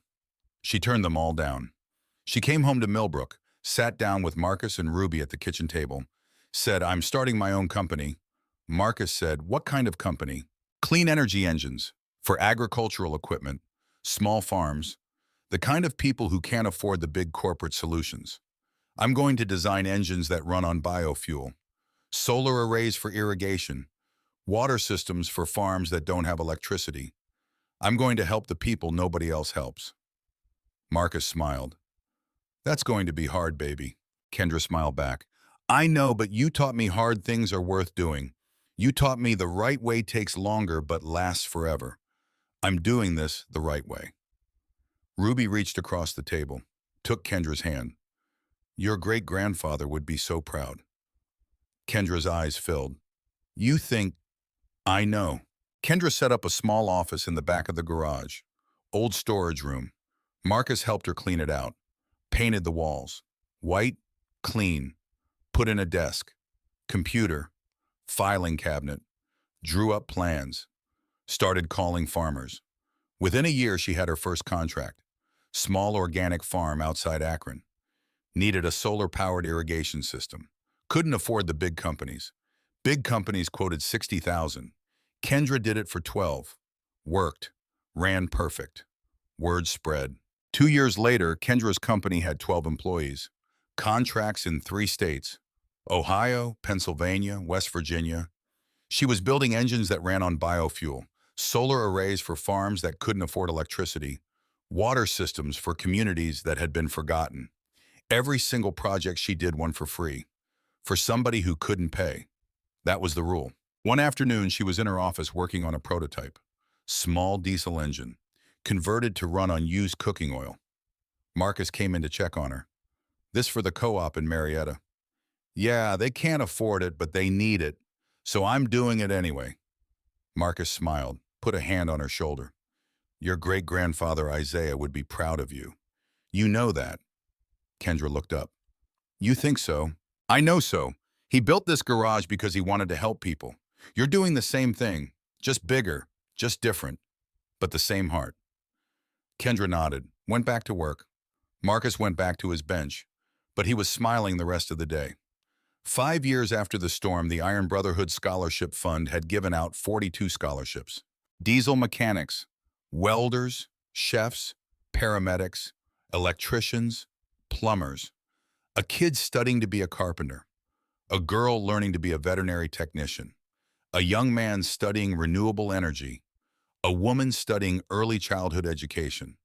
42 people, 42 futures, 42 lives changed. Every single one of them doing one free job a year. Somebody who couldn't pay, somebody who needed help. The math was simple, exponential. 42 people doing one free job a year, 42 families helped, 42 moments of kindness, 42 doors opened, and every one of those 42 people would go on to teach someone else, would go on to open another door, would go on to pass it on. That's how it multiplied. That's how it grew. That's how one yes became 1,000 yeses.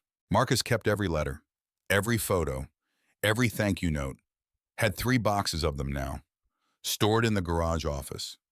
Sometimes late at night when he couldn't sleep when his mind was racing, he'd go out there, sit in the dark, read through them. One letter was from a kid named Terrence, 20 years old, studying to be an electrician. He'd wired a house for free for a refugee family from Syria. Mom, dad, 4 kids, no money, no credit, no history. Nobody would help them. Banks said no, contractors said no, landlords said no. Terrence did it. Spent 2 weekends running wire, installing outlets, breaker box, everything up to code, everything safe. Wouldn't take a dime. He sent Marcus a photo. The family standing in front of their house, lights on inside, windows glowing, all 6 of them smiling. Kids holding teddy bears, parents crying. The letter said, Mr. Webb, I didn't know how much this would mean until I saw their faces, until I saw those kids run inside and flip the light switch and laugh because it worked. Thank you for teaching me that some things matter more than money.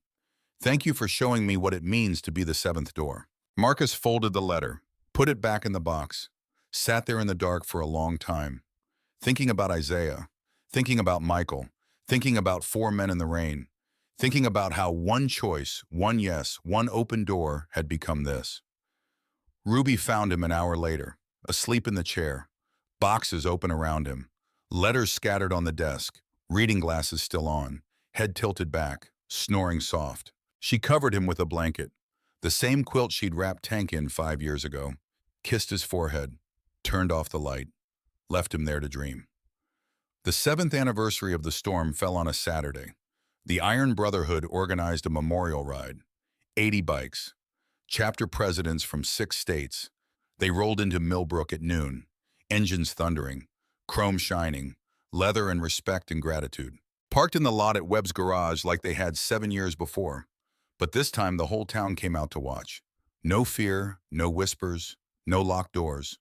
Just people, standing on the sidewalk, waving, smiling, taking photos, bringing their kids to see the bikes, to meet the bikers, to be part of the story. Mayor Pritchard gave another speech. Marcus still didn't like him much, never would, but he shook his hand anyway, because that's what you do. Tank stood at the front with Lily, 12 years old now, tall, smart, confident, learning to rebuild engines, learning to weld, learning the family trade. Bones gave a short speech, talked about how one act of kindness 7 years ago had started a movement, how the scholarship fund was still growing. 42 students, soon to be 50. How people all over the country, all over the world were trying to be the 7th door. Then he called Marcus and Ruby up front. They didn't want to go. Ruby actually shook her head, but Kendra pushed them forward, gently, lovingly, and the crowd parted, made a path. Bones handed Marcus a framed photograph. It was taken the night of the storm, 7 years ago. Someone had captured it. Nobody knew who. Marcus and Ruby in the breezeway, holding hands, 2 mugs of coffee between them, rain falling outside, light from the kitchen window casting them in gold. The caption at the bottom simple read, "The 7th Door, October 19th, 2024. Ruby cried, didn't even try to hide it, just cried. Marcus tried not to, failed, tears running down his face. 75 years old, still crying like a child. The crowd clapped. 80 bikers clapped. The whole town clapped. Engines revved. Horns honked. And for a moment, Marcus looked out at all of it. The garage his father built, rebuilt by strangers who became brothers. The wife he'd loved for 50 years. The granddaughter who was changing the world one farm at a time. The town that had learned to see people instead of patches. The legacy growing. He thought about that night. 7 years ago. 4 men in the rain, 6 closed doors. One choice. That's all it had been. One choice. To say yes when it would have been easier to say no. That night after everyone left, after the bikes rode off into the sunset, after the town went quiet again, Marcus and Ruby sat in the breezeway. 2 mugs, 2 people. 50 years now. Married 50 years. October would be their anniversary. Ruby said, "You know what I keep thinking about? What's that baby, though? That girl. The one from 5 years ago. The one with the broke-down car in the fog. Adelaide, you remember?" Marcus smiled. "I remember." "You think she's helping people now, passing it on?" Marcus nodded. "I know she is." "How do you know?" "Because we taught her. Same way we taught Malachi. Same way we taught all those scholarship kids. Same way we taught Lily. You teach people kindness, Ruby, and they teach somebody else. That's how it works. That's how it grows. One person at a time. One choice at a time. One yes at a time." Ruby nodded, sipped her coffee. Getting cold now. Didn't matter. "You ever regret it?" "Opening that door?" Marcus looked at her. Really looked. 50 years. He still saw the girl he married. 23 years old. Beautiful. Full of fire. Not for 1 second. Even when it was hard. Especially when it was hard. The hard things, Ruby, those are the ones that matter. Those are the ones that change everything. They sat there in the quiet. The stars were out. October sky, clear, cold. You could see the Milky Way. Route 9 was empty. Somewhere in the distance, a single Harley rode by. The rider tapped the horn twice. Greeting. Respect. Marcus raised his mug in salute. Ruby smiled. "Morning, sugar?" "It's night, baby." "I know, but I wanted to say it anyway." Marcus laughed. A real laugh. The kind that came from deep in his chest. The kind that shook his shoulders. The kind Ruby hadn't heard in years. Ruby laughed too. They sat there until the coffee went cold. Until the stars wheeled overhead. Until the night gave way to the first gray light of morning. And when the sun came up, Marcus stood, stretched his old bones, walked into the garage. 75 years old. Arthritis in both knees. Back that hurt most days. But still moving. Still working. Still living. Flipped the sign to open. Touched the corner of his father's photograph. Isaiah Webb. Smiling. Proud. Forever young. Whispered, "Morning, Daddy. We did good. You'd be proud." Then he walked next door to kiss his wife. Ruby was already at the griddle, apron tied, coffee on, biscuits in the oven, the smell drifting out into the October morning. "Morning, sugar. Morning, baby. Sleep all right. Best sleep I've had in years." She handed him a mug without looking up. 50 years.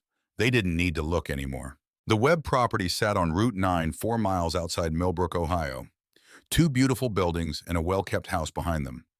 Webb's garage on one side, built by Marcus's father Isaiah in 1948, rebuilt by 80 brothers in 2024.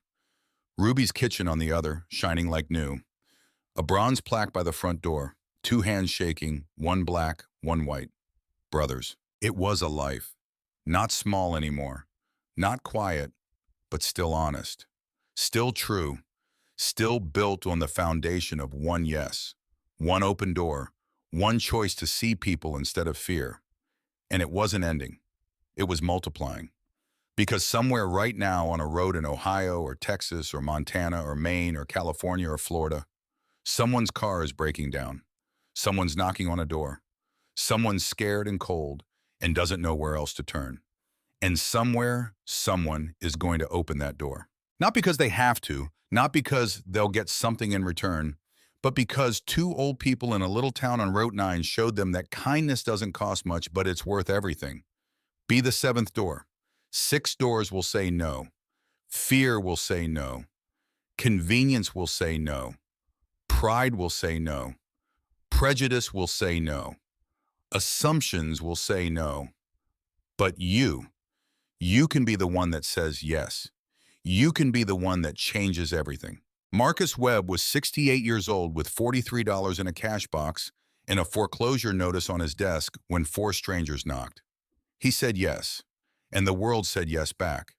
Not all at once, not loudly, but steadily, like a river that starts as a trickle and becomes something that carves canyons. That's what kindness does. It carves canyons. It changes landscapes. It builds legacies that outlast buildings and bank accounts and every petty fear that tries to keep the door closed. So the question is simple. When someone knocks, what will you do? Will you be door number 6 or will you be the 7th?